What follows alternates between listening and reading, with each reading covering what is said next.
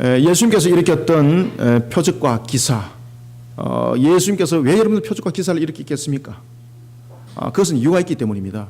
그것은 바로 예수님이 누군가를 증명하는 사건이었습니다. 바로 예수님께서 하나님이신 것을 증명하는 사건이었습니다. 병든 자를 낫게 하시고, 그리고 또한 귀신 들린 자를 귀신을 쫓게 하시고, 죽은 자를 살리시고, 이 모든 것들이 그런 표적과 기사뿐만 아니라 여러 가지 환경들 속에서 일어났던 오병이의 기적, 이 모든 것들이 그 표적과 기사가 예수님이 하나님이심을 증명하는 그런 사건들이었습니다. 그런가 하면은 예수님께서 공생의 3년 반 동안 펼쳤던 사역은 우리에게 무엇을 예표하고 있고 무엇을 보여주고자 하는 것인가 라는 것은 예수님이 하나님이신 그분이 이 땅에 오신 목적을 설명하는 것이었습니다. 기사와 표적이 예수님이 하나님이라는 사실을 증명했다면 이 공생의 사역을 통해서는 예수님이 우리를 위하여 오신 그 목적, 어떤 목적을 가지고 오셨는가, 바로 우리의 죄 사함을 주기 위해서 이 땅에 오셨다는 것을 공생의 사역을 통해서 그것을 나타내주고 있었고 우리에게 가르쳐주고 있고 또한 알게 했던 것입니다. 그러나 이러한 속에 바리새인들, 그리고 사두개인들, 그리고 대제사장들, 그들은 이러한 주님의 모습을 보면서 자신들은 무엇을 느끼게 되는가 하면은, 야, 저자가 우리의 위치를 뺏어가려고 그러구나. 야, 저자가 우리가 추구하는 그런 신앙의 노선들을 무너뜨리고 있구나. 이렇게 그들은 해석을 하게 됩니다. 그러다 보니까 어떤 수단과 방법을 가르쳐라도 예수님을 제거하는 일에 그들은 혈안이 되었고, 예수님이 메시아든 무엇이든 일단은 자신들과는 같이 함께 이룰 수 없다는 것을 알고 예수님을 제거하는 일에 바리새인들이 그 당시에 사두개인과 함께 되지 못했던 그들이 하나가 되었고, 뿐만 아니라 그들이 헤롯과 함께가 되었고, 뿐만 아니라 더 나아가서 바로 로마의 불법적인 법정이었던 빌라도와 함께하는 연합을 구축하는 그런 일들이 벌어지게 되었던 것입니다. 그러면서 그들은 예수님을 제거하기 위해서 온갖 음모를 꾸미게 됩니다. 그런가 하면은 예수님이 공생애를 펼쳐 나갈 때에 또한 예수님을 따랐던 무리들이, 많은 무리들이 있었습니다. 그 많은 무리들은 예수님을 닮아가기 위해서 예수님을 따랐던 것이 아닙니다. 사실은 바리새인들과 서기관들과 그리고 대제사장들은 어떤 자들이었는가 하면은 오실 메시아를 바라보면서 사실은 하나님을 기다리고 있던, 자신들을 바라보면서 하나님께서 베푸시는 그 은혜 속에 이스라엘을 회복시킬 메시아를 사실은 기다렸던 종교 지도자였다면 바로 이스라엘 백성들도, 당시에 예수님을 따랐던 유다 백성들도 또한 동일했었습니다. 그러나 그들은 또한 예수님을 따랐던 목적은 어떤 목적을 가지고 있었는가 하면 오실 메시아를 바라보기보다는 자신들의 목적을 성취하기 위함이었습니다. 그러니 예수님을 통해서 그들은 무엇을 보는가 하면 그 능력을 보게 되었고, 예수님을 통해서 자신들을 회복시킬 하나의 능력을 가진 자로 예수님을 주목하게 되는 것이었습니다. 그러니 예수님을 닮아가는 모습이 아니라 예수님의 능력을 통해서 회복받기를 원하는 그런 난을 그들은 바라보게 되는 겁니다. 예수님을 통해서 자신의 환경이 회복받기를 원했고, 예수님을 통해서 나라와 민족이 해방받기를 원했고, 그런데 다만 하나, 그들이 예수님을 그렇게 쫓아가 달려가면서도 예수님을 닮아가려고 했던 자들은 단 한 명도 없었습니다. 예수님께서는 조그만 떡 5개와 조그만 물고기 2마리, 오병이어를 가지고 여러분들이 잘 아시는 것처럼 5,000명이 넘는 사람들을 먹였고, 그리고 또한 보리떡과 같은 조그만 떡 7개와 물고기 2마리 가지고 4,000명이 넘는 사람들을 먹였었습니다. 이 광경들을 그들은 직접 목격했던 그들, 그런 그들에게 예수님은 어떤 모습으로 비춰졌는가 하면 능력자로서 비춰졌고, 그리고 그들은 예수님을 따랐던 것이 예수님을 닮기 위해서 예수님을 따라가는 것이 아니라 예수님의 능력 속에서 혜택을 보기 위해서 예수님을 따라갔던 겁니다. 그러다 보니까 그들 속에 나타났던 것은 저 능력자를 우리의 왕으로 세워야 된다. 저 능력자를 우리의 왕으로 세울 때에 우리의 삶들과 우리의 형편들과 우리의 환경들은 이제 회복이 된다. 그래서 예수님을 왕으로 세우려고 그럴 때에 예수님은 그 사실을 알시고 그들과 함께 하더라. 그들을 피하더라. 그들을 피해버립니다. 오늘 우리는 예수님께서 일으켰던 이 사건들, 그리고 또한 제자들의 한 장면들을 통해서 우리는 어떤 그리스도인의 삶이 되어야 되는가를 우리는 보고, 또한 우리는 자신들을 바르게 세워나가지 않으면 아니 된다는 것을 오늘 본문을 통해서 우리는 발견해야 되는 것입니다. 예수님을 많은 무리들이 따랐습니다. 그런데 예수님을 많은 무리들이 따를 때에 예수님을 닮고자 따랐던 것이 아니라 예수님께서 일으켰던 그 능력 속에 혜택을 보려고 따랐던 무리들, 그들 속에는 변화가 없었습니다. 정말로 변화가 일어나는 자들은 예수님을 닮고자 따라갔던 자들 속에 그 변화가 일어났던 것입니다. 여러분, 예수님을 따르는 자를 가리켜서 그 이름을 그리스도인이라고 우리는 그 명칭을 쓰고 있고, 성경도 우리를 그렇게 말하고 있습니다. 그런데 우리는 정작적으로 이 그리스도인이라는 이 명칭들이 어떻게 우리 속에 적용이 되는지는 우리는 관심을 가지려고 하지 않습니다. 그러나 우리는 사도행전 11장 26절을 딱 펼쳐보면은 이 그리스도인에 관한 명칭이 어떤 명칭인가를 우리가 바로 알게 됩니다. 사실은 이 그리스도인이라는 이 명칭은 안디옥 지역에서 일어났던 하나의 별칭이었는데, 그 당시에 이 안디옥에서 불신자들이 예수 그리스도의 십자가 복음을 전하는, 예수를 따르는 무리들과 그리고 유대인들을 구별하기 위해서 이 명칭을 사용했습니다. 아니, 유대인들을 갖다가 이 구분을 해야 되겠는데 똑같이 사용할 수는 없는 거지 않습니까? 유대교에 있는 그들도 마찬가지였습니다. 자신들이 로마와 함께하고 있는 적인 측면에서 이 예수를 믿는 자들이 같은 유대인이라는 이 관점 속에서 자신들이 같이 핍박받고 같이 고난 속에 묻힐 수는 없다는 거죠. 그렇기 때문에 자신들은 그러한 고난과 핍박으로부터 구별해내는 그런 방법도 바로 이 한 단어 속에서 적용이 되어지고 있었던 것입니다. 따라서 당시에 이 안디옥 속에서 이 불렸던 별칭이었던 그리스도인이라는 것은 결코 좋은 적인 측면에서 이것이 적용되어졌던 별칭이 아니었습니다. 이 별칭은 바로 조롱이었고 저주였습니다. 그들이 안디옥에 있는 사람들이 사도행전 11장 26절에 보면은 왜 예수 그리스도를 믿는, 그리고 예수 그리스도를 닮아가는 자를 왜 그리스도인이라고 말했는가 하면은 바로 그들은 예수처럼 십자가를 전하다가 죽으려고 하는구나 라는 그런 하나의 조롱 섞인, 그러면서 저주에 섞인 단어로서 그들을 그리스도인이라고 불렀던 것입니다. 그리스도에 속한 자, 그리스도를 닮은 자. 말 그대로 그 그리스도인이라는 것은 우리를 향한 저주였고 조롱거리였습니다. 그러나 그들이 우리를 향해서 그 당시에 예수를 닮아가고자 예수를 따랐던, 그리스도의 삶을 살아갔던 그들에게 그들이 붙여줬던 그 별칭은 저주의 별칭이 아니라, 조롱 섞인 별칭이 아니라 바로 하나님이 기뻐하는 별칭이었고, 하나님이 기뻐하는 바로 이름이 되었던 것입니다. 그런 속에 우리는 지금도 그리스도인이라 불려주고 있는 겁니다. 사랑하는 성도 여러분, 예수님의 제자들이 진정 그리스도인이 되기까지는 오늘 본문 속에도 나타나고 있는 것처럼 하루 저녁이 된 것이 아닙니다. 예수님을 따라서 3년 반 동안 그들이 따라다녔지만은 3년 반 속에 그들이 정말로 참 그리스도인으로서 그들의 모습들이 바로 세워졌는가? 우리에게 답을 주고 있습니다. 그렇지 않다고. 여러분, 그리스도인이 된다는 것은 우리에게 매우 중요한 것입니다. 그런데 그리스도인이 되기 위해서는 우리가 버려야 될 것이 있습니다. 십자가를 부여잡으면서 버려야 될 것이 있습니다. 그리스도인이라는 것은 정말로 그리스도를 닮은 삶을 살아가는 것입니다. 그러면 우리는 어떤 모습으로, 어떤 그리스도인의 모습으로 우리들을 삶들을 우리는 만들어 가야 되고, 어떤 그리스도인의 모습으로 우리는 살아가야 되는지 우리가 세 가지를 통해서 한번 간략하게 보도록 하겠습니다. 먼저 우리가 21절 한번 읽읍시다. 시작. 이때로부터 예수 그리스도께서 자기가 예루살렘에 올라가 장로들과 대제사장들과 서기관들에게 많은 고난을 받고 죽임을 당하고 제3일에 살아나야 할 것을 제자들에게 비로소 나타내시니. 아멘. 제자들에게 여러분들 자신이 예루살렘에서 죽을 것과 그리고 제3일에 살아날 것을 이야기를 하니까 제자들이 기뻐했을까요? 제자들은 지금 예수님을 왜 따라갔을까요? 예루살렘에 가게 되면은 함자리 한다는 거죠.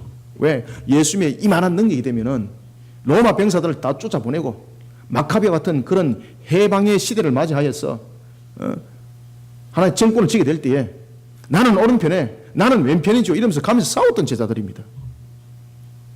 그래 그들의 목적은 예수님을 닮아가는 모습이 아니라 예수님을 통해서 혜택받는 것이었습니다. 여러분들, 그리스도인은 혜택받는 자일까요? 닮아가는 자일까요? 여기서 우리는 구별이 있어야 됩니다.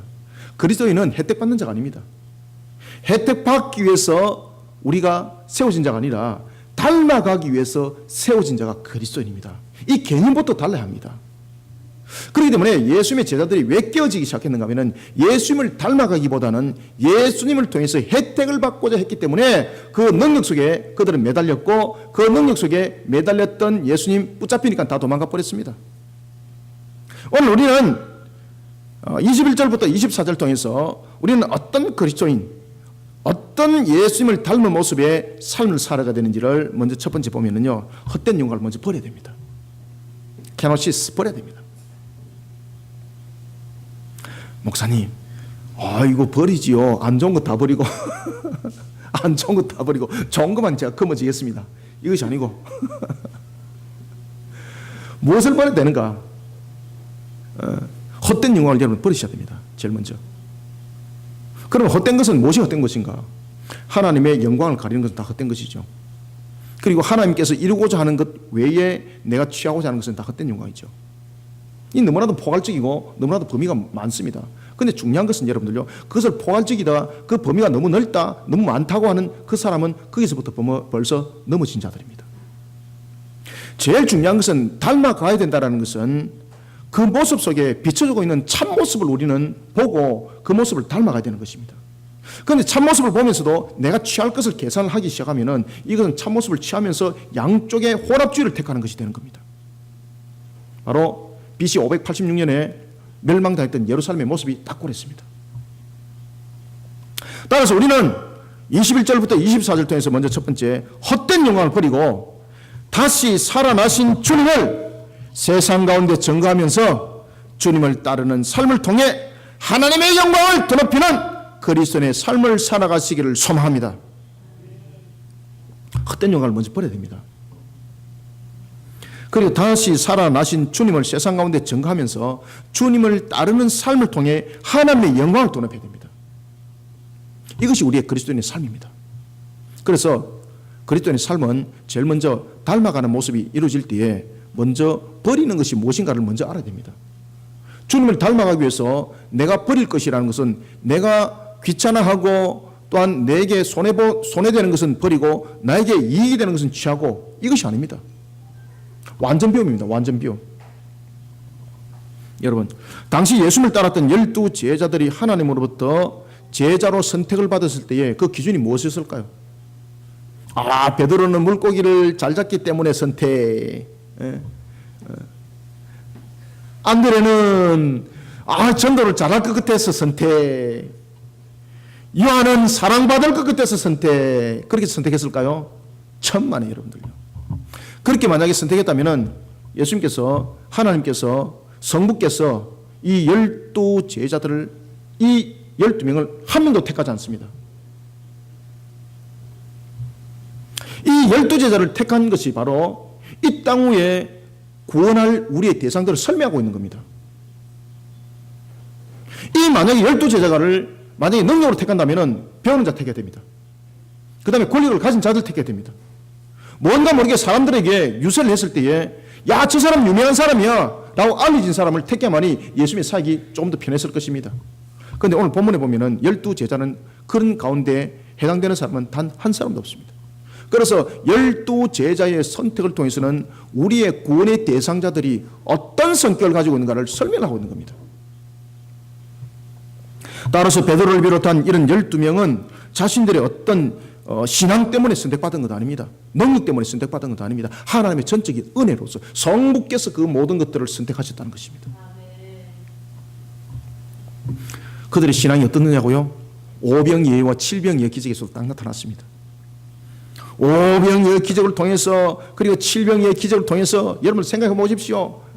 조그만한 이것도 떡도 말입니다. 대야만큼 큰 것도 아니고 혼자 먹어도 배도 안 부르는 그런 조그만 하나, 그 떡 5개, 주먹밥에 해당되지도 않는 그런 조그만한 5개. 그 다음에 멸치보다는 크지만은, 여러분들 뭐 물고기 그러니까 무슨 뭐 삼치, 참치만한 이런 것들을 여러분 착각하고 계시는데 그렇지 않습니다. 그냥 여기 보리떡을 먹고 난 뒤에 이가심으로 먹을 수 있는 그런 정도의 물고기. 이것을 가지고 오병이의 기적을 일으키는데 5,000명이, 남자 장정이 5,000명이 먹었다는 것은 여러분들 보면 어린아이도 있었고 여자들도 있었습니다. 그러면 얼마큼 더 많은 사람이 먹었냐를 우리는 상상을 하셔야 됩니다. 이 부분들을 제자들이 목격을 한 겁니다. 그리고 이 부분들을 그 자리에 직접 있은 사람들이 전부 다 정인이었습니다. 5,000명이 전부 다 정인이었습니다. 칠병의 기적도 동일했습니다. 칠병의 기적은 바로 떡이 7개고 물고기가 2마리였을 뿐이었습니다. 4,000명이 넘는 무리들이 예수님께서 축사하시고 그것을 돌리는데 모든 사람들이 배를 불려 먹고도 12강조리가, 12바구니가, 7강조리가 남았더라. 성경이 이렇게 우리에게 말하고 있습니다. 예수님의 제자들도 그 장면들을 목격했던 자들입니다. 그런데 그들이 5병의 기적을 통해서, 7병의 기적을 통해서 예수님을 어떻게 바라봤을까요? 그 무리들과 똑같았습니다. 그들은 오히려 자부심이 대단했습니다. 성경도 오늘 보면은 여러분들 어떤 이야기를 하고 있는가 하면은 예수님께서 누룩을 펴라 라고 말하니까, 예수님께서 말하는 그 누룩을, 그들은 누룩을 주야라고 말하니까, 야, 그 당시에 먹고 남은 것을 안 챙겨오니까 주님께서 뭘 하시는가 보다. 이런 착각하면서 말이죠. 그런 이야기를 하더라는 것입니다. 베드로와 야고보와 요한을 비롯한 예수님의 12제자, 그들의 무리들과 똑같았습니다. 이런 12제자를 예수님께서 그리스도인으로 만들어갔던 겁니다. 오늘 우리는 주신 본문을 통해서 예수님께서 이런 제자들을 거느리고 한 장소에 이르는 것을 봅니다. 그것은 바로 빌립보 가이사라라는 한 지방에 이를 때였습니다. 그들은 예수님을 통해서 5병의 기적을 받고 7병의 기적을 받았습니다. 그런 제자들, 예수님께서 묻습니다. 사람들이 나를 어떻게 생각하고 있더냐? 그러니까 제자들이 이구동성으로 말합니다. 이야, 예수님은 능력자인데 말이지요. 뭐라고 말하는가 하면은 죽었던 요한이 살아난 분이라고 말하기도 하고, 어떤 분은 예수님을 가르쳐서 엘리야라고 말하기도 하고, 여러분 엘리야가 얼마나 능력이 있는가 아시죠?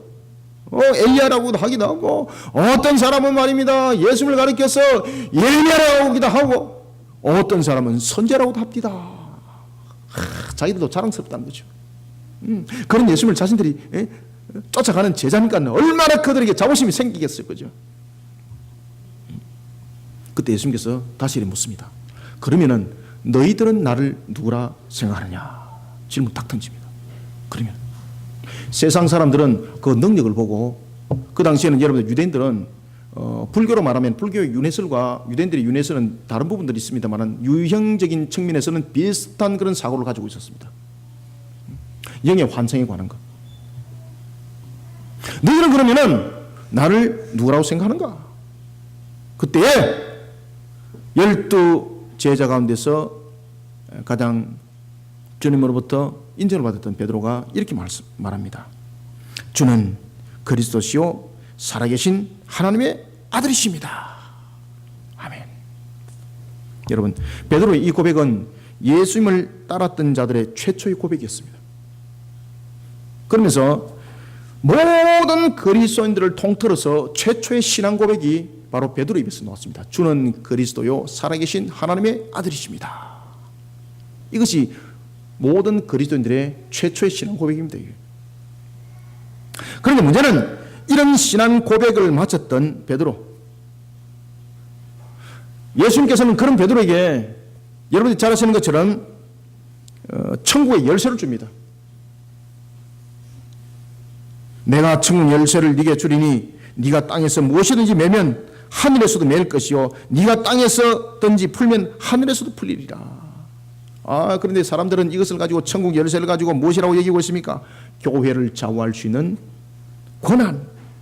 그런데 예수님께서 그에게 천국의 열쇠라고 준 것은 여러분들 그에게 권한을 준 것이 아닙니다.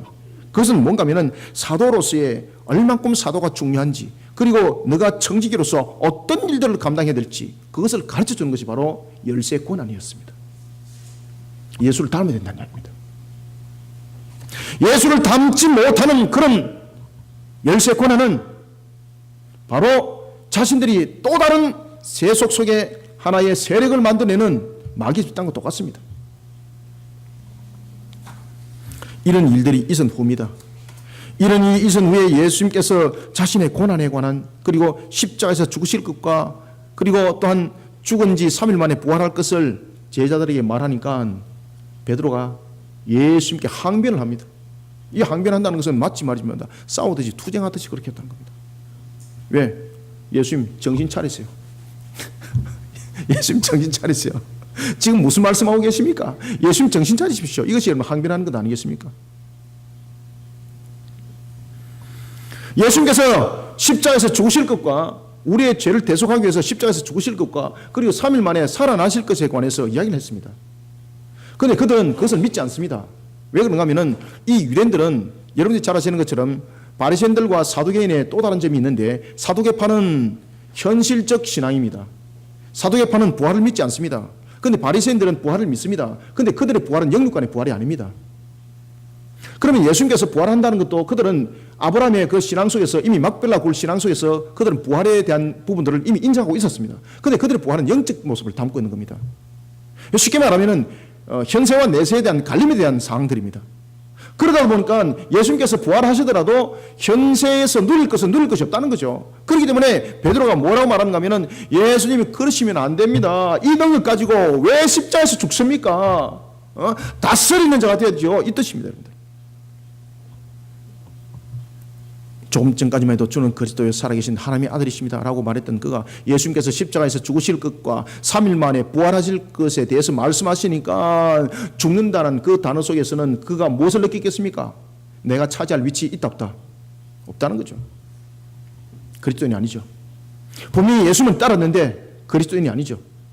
이 속에서 우리가 무엇을 느낍니까? 자기 목적과 자기 목표를 향해서 따르는 자들이었습니다. 이것이 제자들 속에 나타나고 있었습니다. 이것이 모든 사람들의 모습입니다. 이것이 현재 우리의 신앙의 모습이 아닌가 생각합니다. 껍데기는 그리스도인인데 내가 왜 앉아있는지도 모르고 있고, 그리스도인이라는 것은 정말로 주님을 닮아야 될 모습인데 주님을 닮은 것은 1.1푼도 없고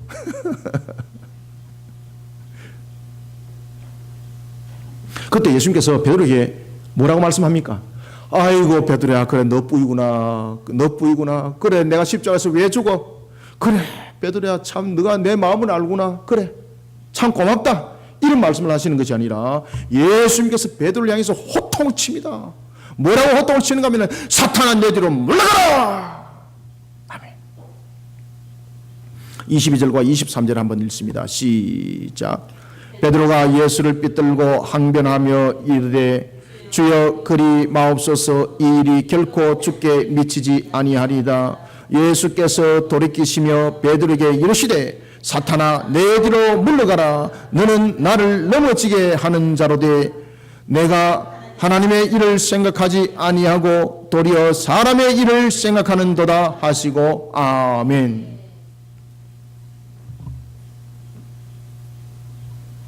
예수님께서는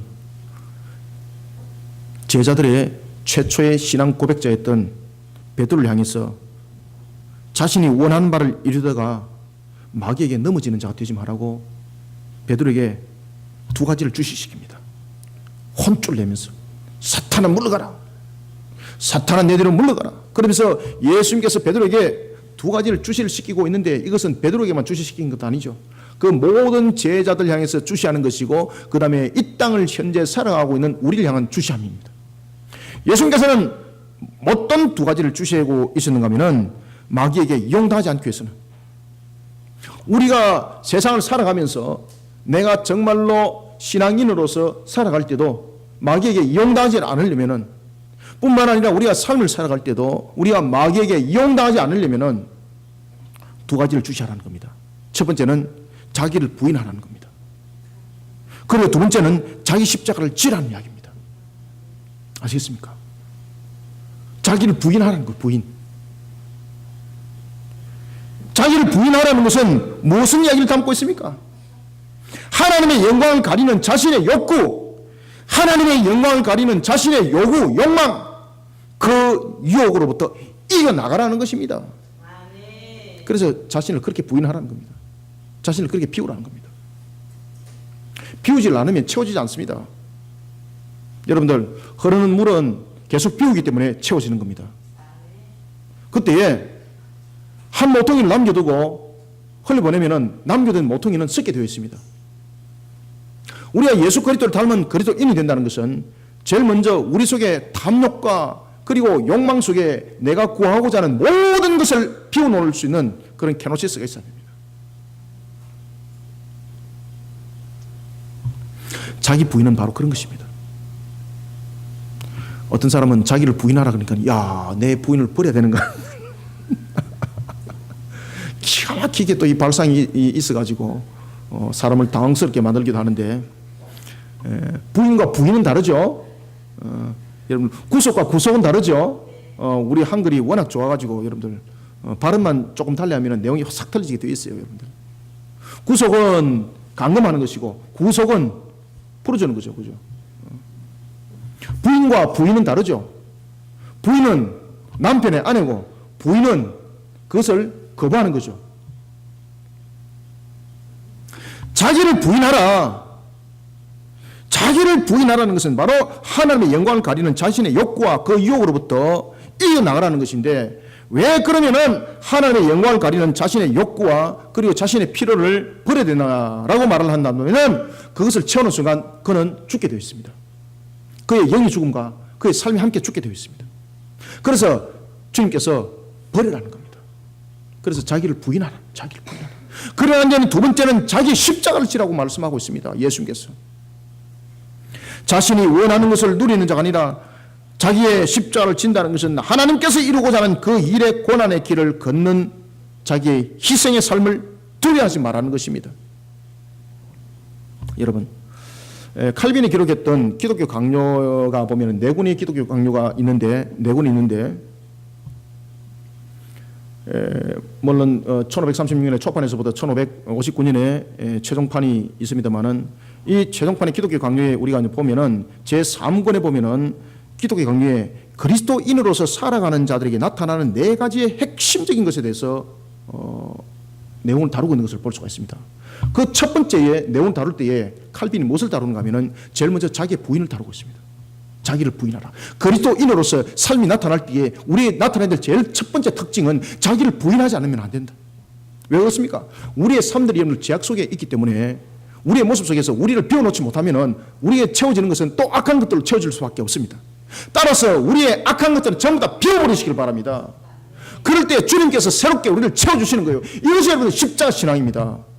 십자가 신앙은 죽었다가 다시 살아나는 신앙인데, 이것은 죽었다가 살아난 것만 말하는 것이 아닙니다. 자기를 부인한다는 것은 자기를 비우면 손해보는 것이 아니라 자기를 비우는 것은 탐욕과 불의한 것 속에서 비우는 것이고, 이럴 때 하나님께서 우리를 더욱더 의롭게 모든 것을 이끌어갈 것들로 대신 채워주는 역사가 있다는 것입니다. 그래서 칼빈이 제일 먼저 그리스도인에게 나타나야 될 삶들의 특징 가운데서 첫 번째는 자기를 부인해야 된다는 겁니다. 그리고 두 번째는 그가 뭐라고 말하고 있는가 하면 오늘 성경의 이 기록대로 이야기를 하고 있습니다. 두 번째는 자신의 십자가를 져야 된다. 자기의 십자가를 져야 된다. 여러분들의 십자가는 무엇입니까? 목사님, 우리 집에 안 그래도 지게가 하나가 있는데 그것이 나의 십자가입니다. 지면은 얼마나 무거운지. 여러분들, 만약에 주님께서 우리의 십자가가 우리의 정말로 그것을 메고 가기에 힘들고 고난 속에 쓰러질 것이라면 주님께서는 우리에게 그 십자가 지라고 말씀하지 않습니다. 우리의 십자가를 진다는 것은 그 속에 주님을 향한 믿음이 있는가? 이것을 물어보는 것입니다.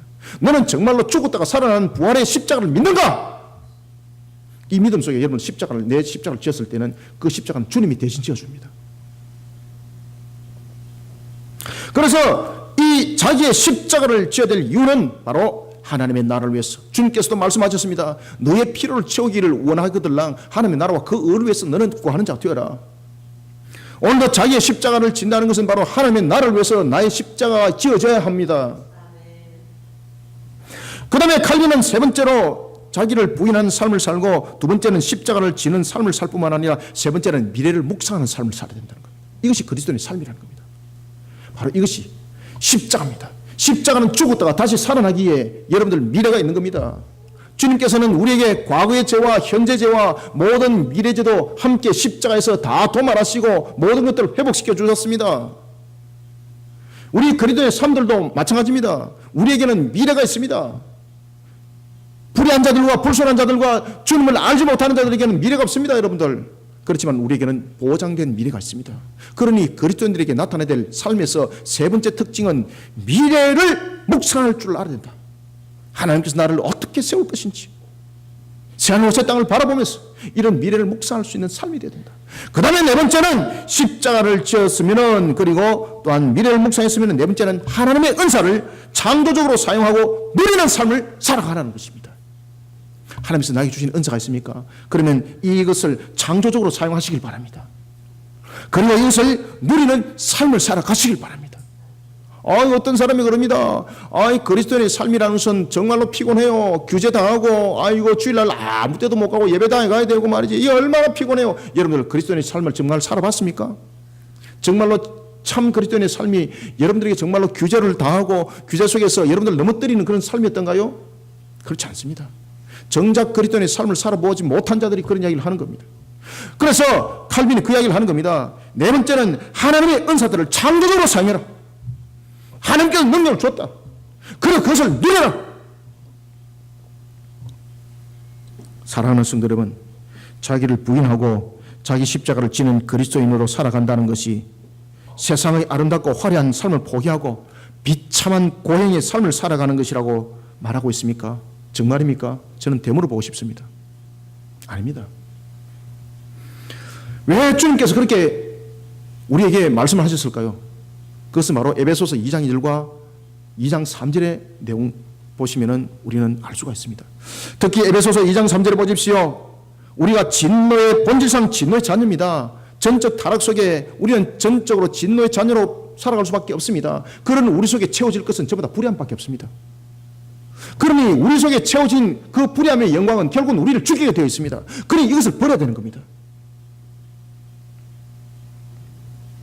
타락한 육체의 욕심을 따라서 자신의 마음이 원하는 바를 이루고 누리는 것을 인생의 성공이라고 말하면서 그 목표를 향해서 달려가는 본질상 진노의 자녀가 돼서는 안 된다는 겁니다. 그리고 그 목표를 위해서 달려가다가 세상의 불의와 결탁하고 그리고 부한 명예를 쌓기 위해서 부정한 길을 걸어가고 그 속에 나를 두지 말라는 겁니다. 그런 삶에서 자기를 부인하라는 겁니다. 그런 것을 다 거절하라는 겁니다. 그러면서 자기 십자가를 절하는 겁니다. 세상에 죄악된 것으로부터 자기를 구해낼 수 있는 방법입니다. 아굴도 여러분들 기도 보면은 그런 내용을 참 잘 담고 있습니다. 특히 우리 잠언 30장에 보면은 아굴이 잠언 30장 8절부터 9절에 보면은 아굴이 뭐라고 기도하고 있습니까? 하나님, 헛된 것과 거짓말을 나에게서 멀리하여 주옵소서. 그죠? 뿐만 아니라 하나님 아버지여, 나를 가난하게도 마옵시고 부하게도 마옵소서. 혹이나 내가 가난하여서 다른 사람 물질을 훔칠까 두렵사오니 나를 가난하게도 마시고, 혹이나 하나님의 아버지여, 내가 다른 물질, 불의한 물질을 취해가지고 부함을 위해서만 달려가는 그런 자가 되어서 불의한 물질을 취하고 그런 속에 내가 영광이네 라고 하다가 하나님 영광 가린 자 되지 않도록 나를 부하게도 마시고 가난하게도 마시고 나를 하나님의 영광 가운데 바로 세워나갈 수 있도록 나를 도와주옵소서. 이것이 여러분들 아굴의 기도 아니겠습니까? 사랑하는 성도 여러분, 헛된 영광을 버려야 합니다. 다시 살아나신 주님을 세상 가운데 우리는 증거하면서 주님을 따르는 삶을 통해 하나님의 영광을 드높이는 참 그리스도인, 정말로 예수를 닮은 삶을 살아가는 저와 여러분이 다 되시기를 소망합니다. 그 다음에는 두 번째, 우리는 어떤 그리스도인의 삶을 살아가야 되는가? 첫 번째는 비워야 됩니다. 비워야 됩니다. 비우지 않으면 주님 것으로 안 채워집니다. 그래서 처음에는 우리가 자기 부인, 자기 십자가, 자기를 비우라는 겁니다. 그러면 주님께서 그 속에 채워서 우리를 닮아가게 만들어 가신다는 것이고, 두 번째는 어떻게 우리가 그리스도인의 삶을 살아가야 될까요? 25절 한번 읽읍시다. 시작. 누구든지 제 목숨을 구원하고자 하면 잃을 것이요 누구든지 나를 원하여 제 목숨을 이러면 찾으리라. 아멘. 25절부터 26절에 보면은 주님께서도 그 이야기를 합니다. 목숨은 세상 천하가도 바꾸면 안 된다고. 그 정도로 여러분들 생명이라는 것은 귀한 것입니다. 그런데 생명보다 더 귀한 것이 있습니다. 그것이 무엇이겠습니까? 우리는 세상을 살아가면서 우리의 생명들을 어떻게 사용하고 있습니까? 불신자들은 보십시오. 한정된 생명을 통해서 일정한 기간을 통해서 마치 소모품을 쓰듯이 자신의 생명을 그렇게 쓰지만은 우리는 생명을 그렇게 우리는 소모하면서 쓰는 것이 아니라 우리는 만들어가면서 창출하면서 씁니다. 그래서 칼빈이 네 번째 그리스도인의 삶에 대해서 뭐라고 말하고 있습니까? 하나님께서 자신에게 준 은사를 창조적으로 사용해라. 그리고 그것을 누리라. 아시겠습니까?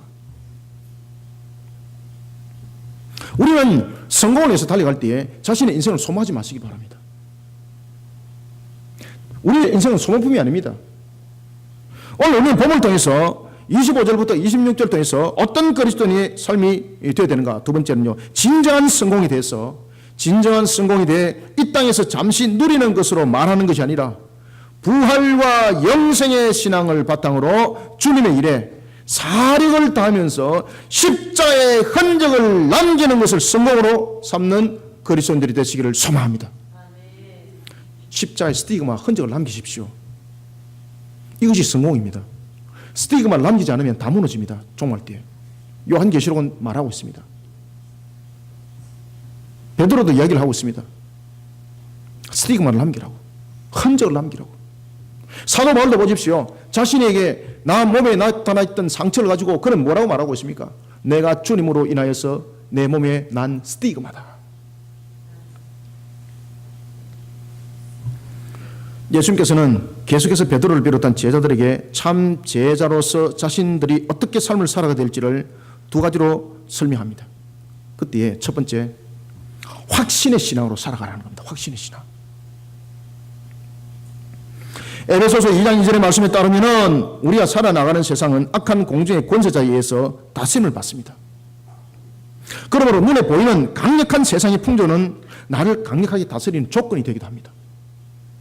따라서 우리는 확신의 신앙이 없으면 다스림을 받게 되어 있습니다.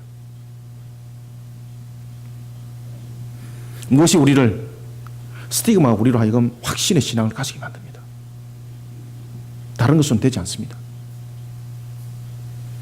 그리스도인으로서 우리는 분명한 신앙의 선을 가지지 못한다면 이런 세상의 풍조에 무너질 뿐만 아니라 간단하게 정리되어 버립니다.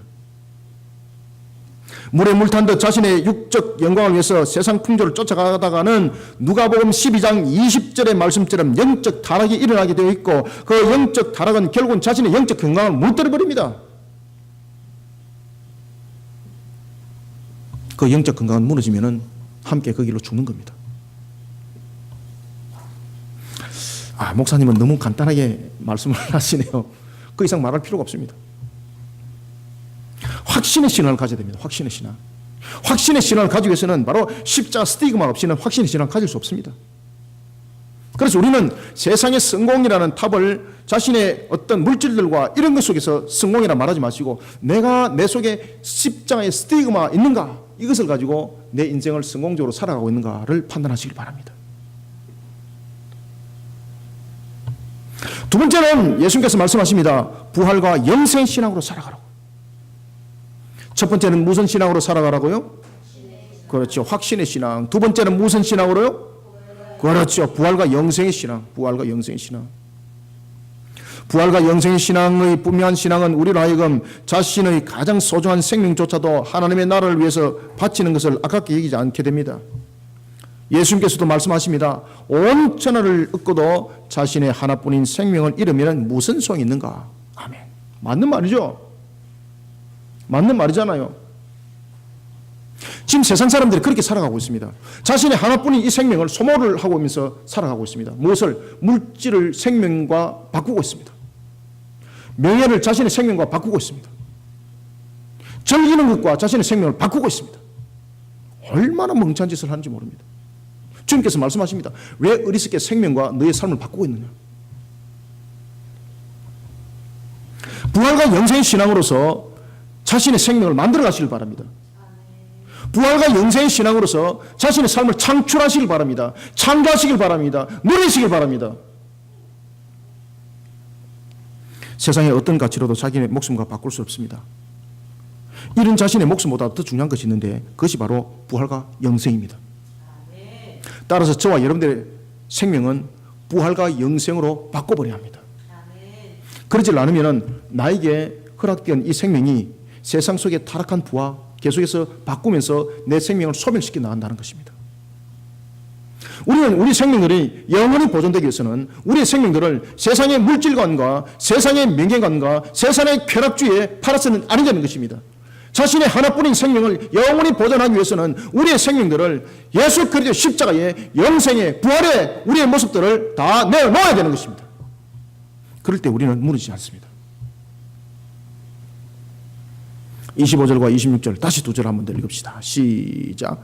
누구든지 제 목숨을 구원하고자 하면 잃을 것이요 누구든지 나를 원하여 제 목숨을 잃으면 찾으리라. 누구든지 사람이 만일 온 천하를 얻고도 제 목숨을 잃으면 무엇이 유익하리요? 사람이 무엇을 주고 제 목숨과 바꾸겠느냐. 아멘. 여러분, 고통과 괴로움 그리고 부족함이 없는 영생을 이루어가는 부활이 그리스도인들 가운데 놓여져 있습니다. 세상 사람들은 하나밖에 없는 자신의 생명을 이 땅에서 성공을 위해 전력을 다하면서 자신의 생명을 소진하고 있습니다. 그러나 그들에게는 영원한 복락을 누리는 영생이 없습니다. 세상 사람들은 자신의 성공을 위해서 자신의 생명을 소모하면서 탑을 쌓았지만은 요한계시록 18장 2절은 말합니다. 그 탑은 바로 환난날에 무너질 바벨탑이라고 말입니다. 환난날에 무너질 바벨탑. 진정으로 성공의 탑은 한순간을 누리다가 많은 그런 탑이 아닙니다. 영원히 무너지지 않을 탑을 쌓아야 됩니다.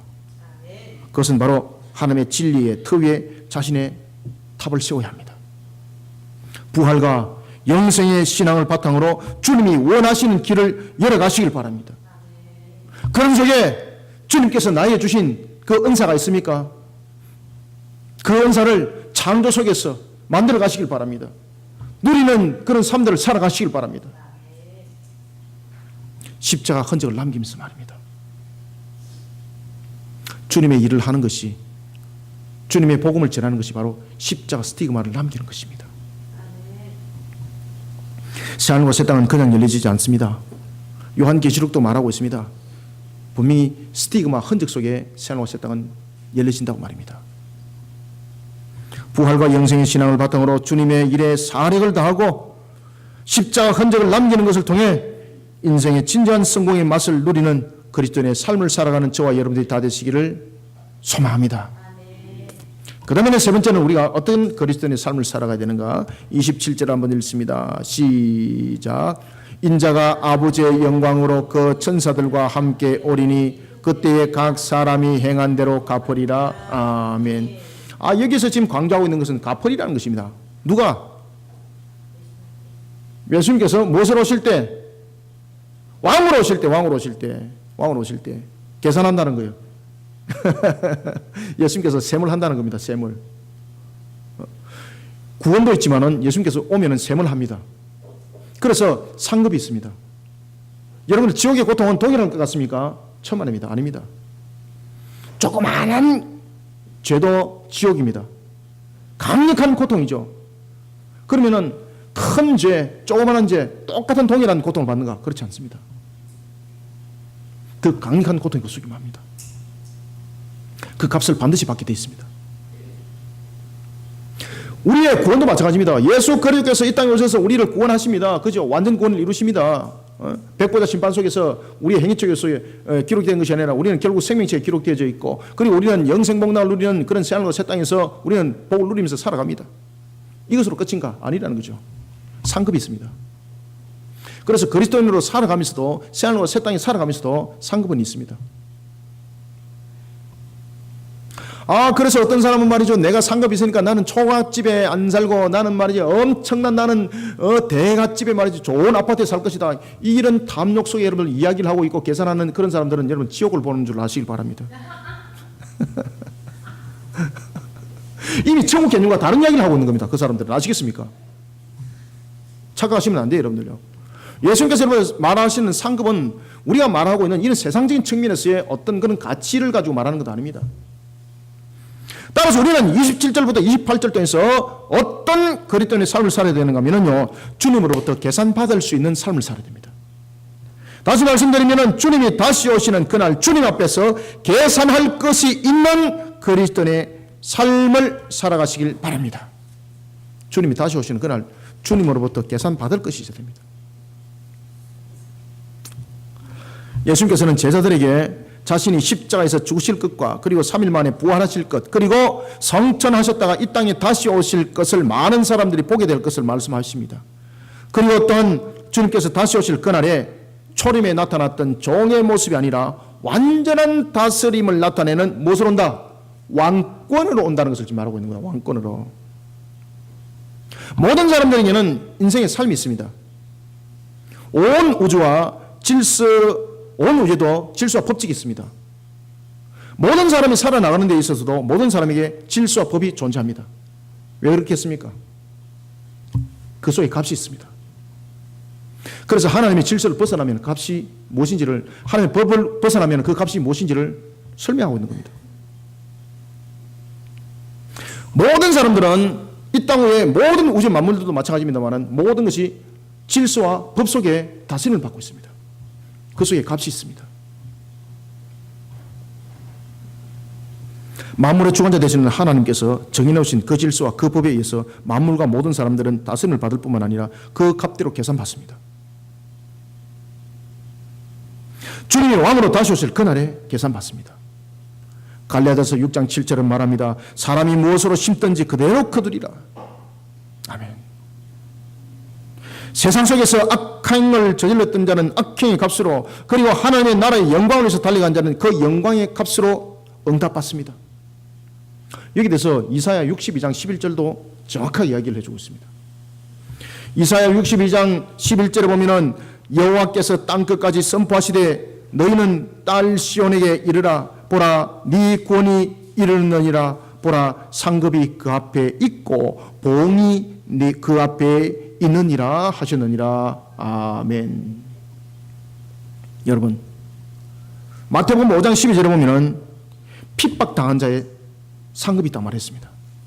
여기서 핍박을 당한다는 것은 모든 것이 하나님의 나라와 그 의를 구하는 속에서 당하는 핍박을 말하고 있습니다. 뿐만 아니라 마태복음 10장 41절에는 보면은 선지자의 상이 있습니다. 그리고 또한 의인의 상이 있습니다. 그리고 또한 고린도전서 9장 18절에는 보면은 전도자의 상이 있습니다. 이 모든 상들의 공통점이 있습니다.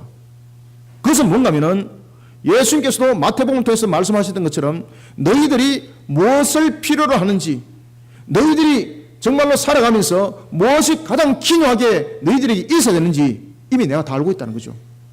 그러니 너희들은 그러한 것들을 위해서 세상을 살아가기보다는 모든 만물을 다스리고 주관하시는 하나님을 믿고 내가 너희들에게 있게 하면 있고 없게 하면 없게 했다는 것을 알고 너희들은 먼저 나의 질서와 그 법 속에서 상받는 자가 되어라. 그러니 주님께서 말씀하십니다. 너희들은 먼저 그의 나라와 하나님의 나라와 그 의를 위하여 달려가라. 무엇이 있을 것이다? 상이 있을 것이다. 주님이 다시 오시는 그날 계산합니다. 하나님의 나라를 위해서 행한 선한 일들이 세상에서는 받을 상에 대한 법이 없습니다. 세상의 법에는 그런 것이 없습니다. 그러나 다시 오실 주님이 왕이신 그분이 오실 그날에는 그 법이 성립이 됩니다. 어디에 기록되어 있을까요? 주님의 일기장에 기록되어 있습니다. 주님의 일기장에 기록되어 있습니다. 주님이 다시 오실 그날 주님 앞에서 계산할 상급이 있어야 됩니다. 주님께서 주님의 나라를 위해 뭐라고 말씀하셨는가 하면은 주님의 나라를 위해서 냉수 한 그릇도 대접하는 자는 상이 있을 것이라 말씀하셨습니다. 그러니 마태복음 10장 42절 보십시오. 누구든지 제자의 이름으로 이 작은 자 중 하나에게 냉수 한 것이라도 주는 자는 내가 진실로 너에게 이르노니 그 사람이 결단코 상을 잃지 아니하리라. 아멘. 주님이 다시 오실 그날 주님 앞에서 계산할 것이 있는 그리스도인의 삶이 되기를 소원합니다. 말씀을 맺겠습니다. 예수를 닮은 삶을 말하는 그리스도인의 삶은 우리에게 대단한 것을 요구하고 있는 것이 아닙니다. 자신을 내려놓는 그리스도인으로서의 십자가의 삶을, 그 십자가의 삶은 자신을 사라지게 만드는 것이 아닙니다. 십자가의 비밀은 무엇입니까? 죽었다가 다시 살아나는 것이 여러분 십자가의 비밀입니다. 사랑하는 성도 여러분, 그리스도인의 삶은 세상의 탐욕으로부터 나를 죽이는 것임과 동시에 나를 하나님의 영광으로 살아가게 만드는 복된 문을 열어줍니다. 그래서 존 오웬도, 여러분이 잘 아시는 존 오웬, 청교도 신학의 대부였던 존 오웬, 그도 여러분 무슨 이야기를 하는가 하면 죄를 죽게 한다. 자신을 부인하지 못하고 자신이 십자가를 지지 못하고는 영광이 없다. 그도 알았던 것입니다. 그도 성령론에 관해서 이야기를 할 때에 우리가 정작 십자가에 대한 바른 신앙을 알았다면 우리를 그 십자가에서 죽게 된다. 그럴 때 그것은 죽는 것이 아니라 그 속에서 살아나더라. 그 속에서 살아나더라. 사랑하는 성도 여러분, 그리스도의 삶은 세상의 탐욕으로부터 나를 죽이는 것과 동시에 나를 하나님의 영광으로 살아나게 하는 복된 문을 열어주는 역할을 하고 있습니다. 그리스도인의 삶은 하늘의 영광에 비해 깸톨의 가치도보다도 못한 그런 세상의 불의한 영광을 부러워하지 않습니다. 이것이 그리스도인의 삶입니다. 세상 사람들은 그리스도인의 삶을 규제에 얽매인 재미없고 불행한 삶이라고 말하지만 정말로 그들은 그리스도인의 삶을 살아봤을까요? 제가 묻고 싶습니다. 당신 그리스도인의 삶을 살아보셨습니까? 안 살아보고 왜 이야기를 하느냐고. 속된 말로 여러분들 서울도 안 가본 사람이 싸움하다가 서울 가본 사람 이긴다 그러지 않습니까?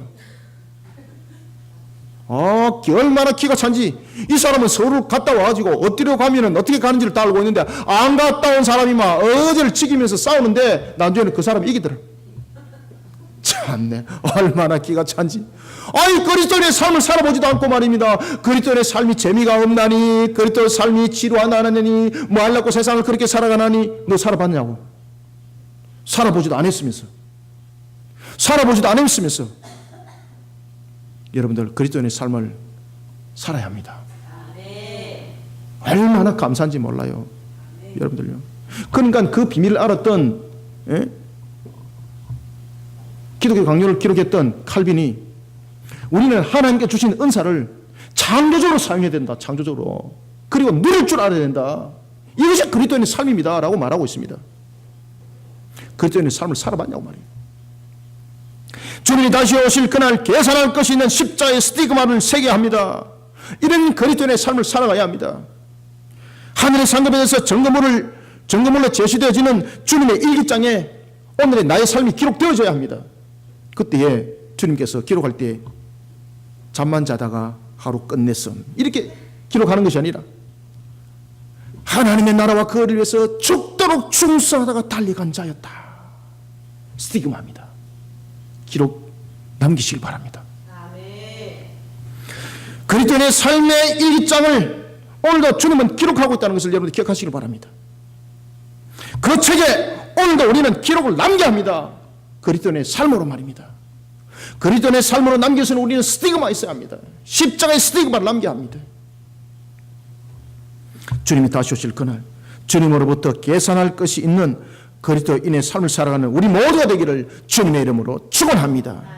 살아계신 아버지 하나님, 주께서 오늘도 우리에게 복되게 하시고 하나님께서 세우신 그 영광의 중심에 세워주는 그리스도인이 되게 하심을 감사드립니다. 세상 사람들은 그리스도인을 참으로 저주하고 조롱하는 그 명칭으로 사용했지만은 주님께서는 그 명칭을 통하여 오히려 우리에게 영광이 되게 하시고 기쁨의 잔치에 임하는 모습이 되게 하셨습니다. 하나님, 특별히 오늘 우리에게 주신 말씀을 통하여 우리가 참 그리스도인의 삶의 진가를 세상 사람들에게 살아보이게 하여 주시옵소서. 우리를 정인되게 하여 주시고 점검을 삼아 주옵소서. 어찌 우리가 비선과 기원과 히델과 유브라데라 말만 하겠습니까? 그리스도인의 삶으로서 흐르는 물이 되어서 영향력 끼치는 그리스도인의 문화를 만들어가는 말씀의 삶을 통하여 그리스도의 삶을 살아가게 도와주시옵소서. 오늘도 우리를 통하여 십자가 스티그마 있게 하여 주시고 주님의 그 십자가를 높이 들은 속에 하나님의 영광 더 높이는 그러한 길들을 걸어가는 그리스도인의 삶, 우리에게는 자랑이 되기를 원합니다.